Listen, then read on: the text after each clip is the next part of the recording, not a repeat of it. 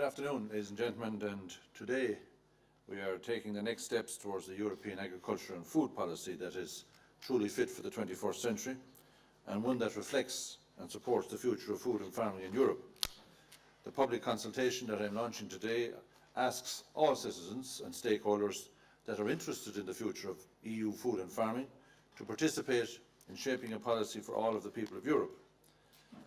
The CAP is a living policy. It is dynamic and rises to meet different societal challenges as the times demand. We as policymakers have a responsibility to ensure that the policy is adequate to meet the challenges of the day. Two different sets of unforeseen developments explain why we are looking at modernising and simplifying the common agricultural policy so soon since the 2013 reform. Firstly, there was a clear realisation that partly as a result of the co-decision process, the complexity of the final legislation left all parties involved unsatisfied with the final outcome, thus the need for CAP simplification. Secondly, the rapid changes in the broader policy environment surrounding European Union agriculture, from markets and trade to climate change and environmental challenges, have necessitated the need for CAP modernisation.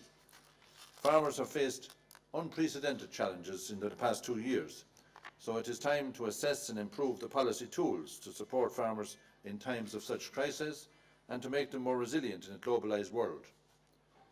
The CAP and farmers are the actors who help achieve the Sustainable Development Goals and to fulfil the ambitious international climate targets. And we want to keep the sector attractive for the next generation of innovating young farmers. The Common Agricultural Policy is an increasingly market-orientated policy, and as such is subject to prevailing market conditions, which, as we have seen in recent years, are not always favourable. So it is essential, therefore, that a policy which is designed to support farmers and ensure a basic safety net and income support also provides those same farmers with the necessary instruments to deal with market volatility and price fluctuations. In addition to this, we need to make the policy simpler and less bureaucratic. That has, as you know, been a constant theme of mine since my appointment as Commissioner, and it is something for which I will remain committed, and for which I believe there is a considerable support amongst the farming community, which numbers some 22 million throughout the European Union. We need the policy to deliver a better life and better jobs for the rural communities in which the farmers live, work and raise their families with a sufficient income and a fair return for their work. So to put it in summary, we need a policy that delivers sufficient, safe and high quality food for all our citizens and provides for a living, thriving countryside. Without our farmers there is no food, and as President Juncker recalled in the State of the Union speech in September, agriculture is a strong part of our European way of life, which must be preserved. Agriculture also has a very significant role to play in contributing to the rural environment and to meeting the climate challenge.